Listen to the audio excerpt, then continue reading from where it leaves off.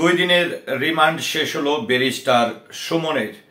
আমরা জানি যে ঢাকা কেন্দ্রীয় কারাগার থেকে ব্যারিস্টার সুমনকে আরেকটি মামলায় হবিগঞ্জে কারাগারে স্থানান্তর করা হয় এবং সেখান থেকে আদালতে নিয়ে যাওয়া হয়।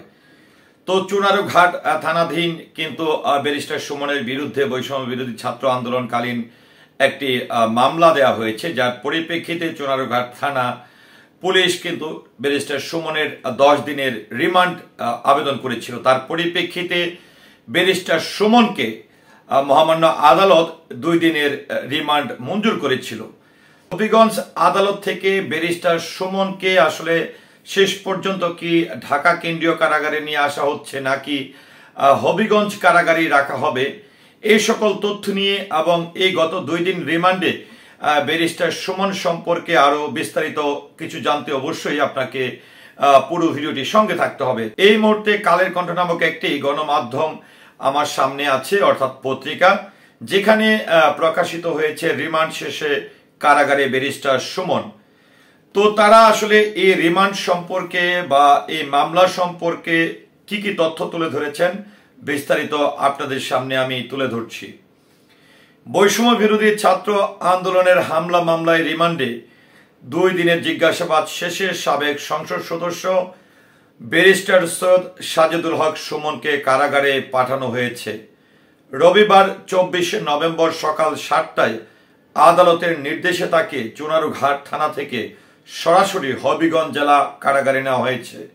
অর্থাৎ যেটি হচ্ছে যে ব্যারিস্টার সুমনকে চুনারুঘাট থানাতে যে 2 দিনের রিমান্ডে নেওয়া হয়েছিল, সেখান থেকে তাকে কিন্তু আর আদালতে নেওয়ার প্রয়োজন হয়নি।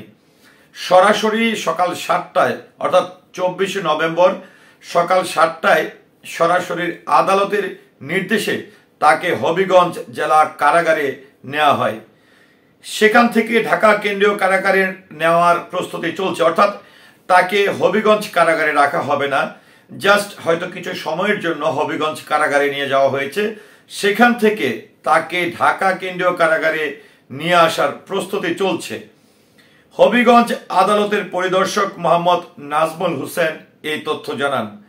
তিনি জানান, গত 21 নভেম্বর চুনারুঘাট থানার উপপরিদর্শক SI লিটন রায়ের আবেদনের প্রেক্ষিতে হবিগঞ্জ আদালতে তার 2 দিনের রিমান্ড মঞ্জুর হয়। চুনারুঘাট থানার পরের 2 দিন জিজ্ঞাসাবাদ শেষে রবিবার জুডিশিয়াল ম্যাজিস্ট্রেট কামরুল হাসানের আদেশে সরাসরি কারাগারে পাঠানো হয়েছে। প্রসঙ্গত গত 16 জুলাই শায়েস্তাগঞ্জ নতুন ব্রিজ গোল চত্বরে বৈষম্য বিরোধী ছাত্র আন্দোলনের কর্মসূচিতে হামলার অভিযোগে গত 11 সেপ্টেম্বর ব্যারিস্টার সুমন সহ 97 আসামির নাম উল্লেখ করে প্রায় 200 জনকে আসামি করা হয়।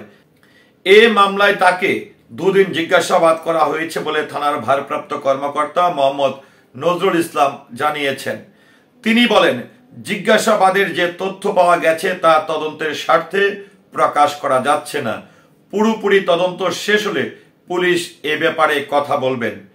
এ ব্যাপারে হবিগঞ্জ জেলা কারাগারের সুপার মোহাম্মদ মুজিবুর রহমান জানায়, চুনারুঘাটের মামলার শুনানির জন্য ব্যারিস্টার সুমনকে গত 20 নভেম্বর হবিগঞ্জে আনা হয়। ঢাকায় মামলা রয়েছে বিধায় ফের তাকে ঢাকা কেন্দ্রীয় কারাগারে পাঠানো হবে, এর জন্য প্রস্তুতি চলছে।